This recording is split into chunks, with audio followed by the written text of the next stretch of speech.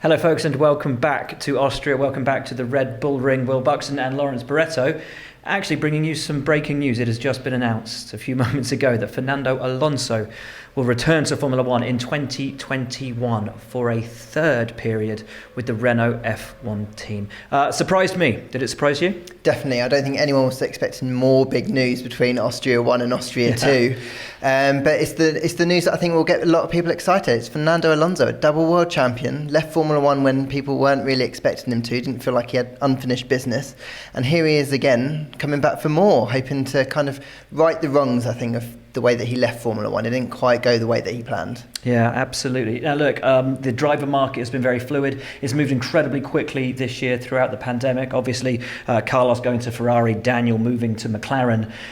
We weren't really expecting any more big moves this early. How has the deal come about, and what does the deal look like?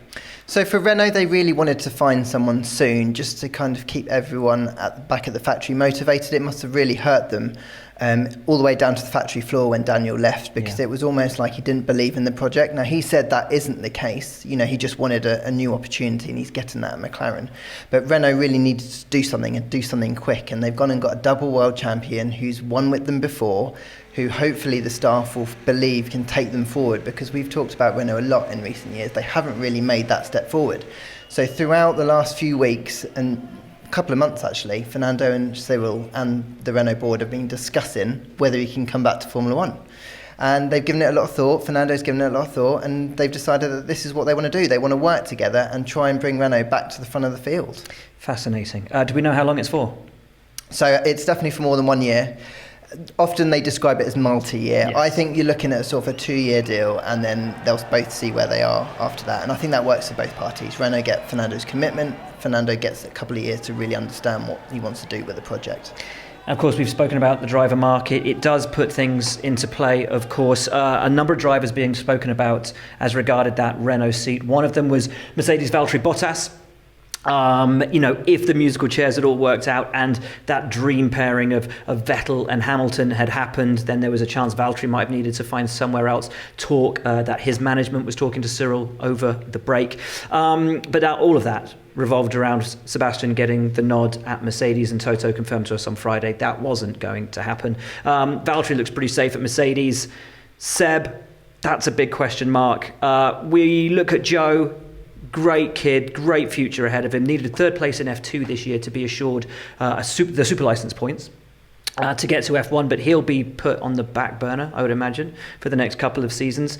All of this, though, Fernando coming back, puts a big question mark over Sebastian Vettel. What on earth happens to the four-time world champion now, because the doors are closing? I don't think he would have been that pleased when he saw this news come out, because while he hadn't really had proper talks with Renault, I think he would have felt that that was an opportunity for him. And now that door has slammed shut, and like you just hinted at, Will, there's not a lot of opportunities left on the grid. There are seats available, but realistically, where Sebastian can slot right in at his point in his career, it's not looking that great. There was some talk that Fernando had been talking to Aston Martin, Racing Point, as we know them at the moment. So if Fernando was talking to them, and we'd always thought that those two seats were out of bounds, because it's difficult to get rid of Checo. He brings a lot of money, even for a marque like Aston Martin. Checo brings a lot of money to play. Lawrence Stroll, is he going to drop his lad Lance? You know, those look like two pretty solid seats. And yet, if Fernando was talking to them, might that be the only place left open for him? Fascinating to see how this Fernando news will play out in the driver market. Let's look at the Fernando news, though, in more detail. Is this face-saving for Renault? They've been saying for years that they were rebuilding. They'd promised Daniel, they'd done all that rebuilding work. He was coming in for a team that was ready to fight for podiums, race wins, championships. And within 12 months, he's decided that they're not ready to do that, and he's off to somewhere which is McLaren. It's an embarrassing move for Cyril, who put so much into that for Daniel and Renault future. Is this just face-saving for Cyril and for Renault that they lost their big headline driver? I think this is just a great thing for both of them. It's a marriage made in heaven, because you've got Renault and Cyril who really needed to pull someone big in, and they've got a double world champion, so he's done his job there. But I think for Fernando, he's been at home, he's had these projects, the Indy 500 project, Le Mans, Dakar, and he's enjoyed it and he's loved it, but it's not a full-time racing contract, and he's got a lot of time at home, and he's probably getting bored. That's what people who I know who know him have said, that he just needs that challenge. And we know what Fernando was like when he left. He was still competitive. He had that burning desire inside of him, and I think that still burns, and if not, burns more brightly now that he, 2 years away from Formula One. So I think together, at this time, at this moment in time, they've come together at the right time. Fernando needs Renault, and Renault most definitely need Fernando. It's also positive from the perspective of Renault itself. There have been so many rumours. Would they stay? Wouldn't they stay? Of course, new top-line management at Renault itself, and bringing in Fernando, who won't be cheap, surely reaffirms their commitment to the sport. I think Renault really needed to bring in a star driver after they had Daniel, so they would have had to put money on the table to do that, and that's what they had to do with Fernando Alonso. He's a star name. They're going to need to pay him well. But I think for them and the board, they just need to prove that they're a race-winning team or contending for race wins or on the way there, and we haven't really seen that enough. They kind of had that upward trajectory, then they plateaued, and they really need to start making steps quickly. And I think Fernando, what they're hoping is their saviour, and he'll come in and he'll give them that extra bit. When the driver gets the most out of the car, he'll just get a little bit more, and I think that's what they're hoping for with Fernando. Big money contracts for Daniel Ricciardo, big money contracts for Fernando Alonso. Would that money have been better spent on the car? I mean, it's a good question. The thing is, Renault is so well resourced that you'd hope that if they spend their resources wisely, the budget that they're working with should be enough to at least start making progress. You could always argue that you can save money on a driver and put it into the car, but they're probably hoping that that extra thing that you get from Fernando, that extra speed that only Fernando can give you, or at least he showed many times, is going to be worth every penny that they're spending on him.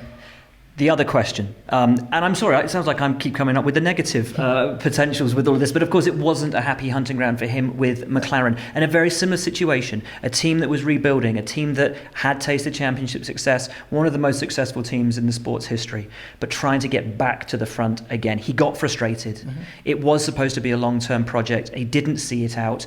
A lot of infighting, a lot of acrimony in the way that all fell apart. Does he still have the patience? Because he's not a spring chicken, he's not a young guy anymore. He is in the latter years of his career. He wants to be fighting for race victories. Does he have the patience to see through a rebuilding project and see podiums and championships further down the line than maybe 1 or 2 years? There's no doubt, Will, that it's a risk. It's a massive risk signing Fernando for those very reasons. He, at any point, when the car doesn't go well, he could really struggle, and then he could then start complaining and moaning and putting the pressure on the team. They're going to know that when they signed up, but they're hoping that what they get from him is worth it. What I would say is that Fernando's been away for 2 years now, so I think that the desire to be back might kind of temper that early on, and hopefully if he can get some results under his belt, that might help.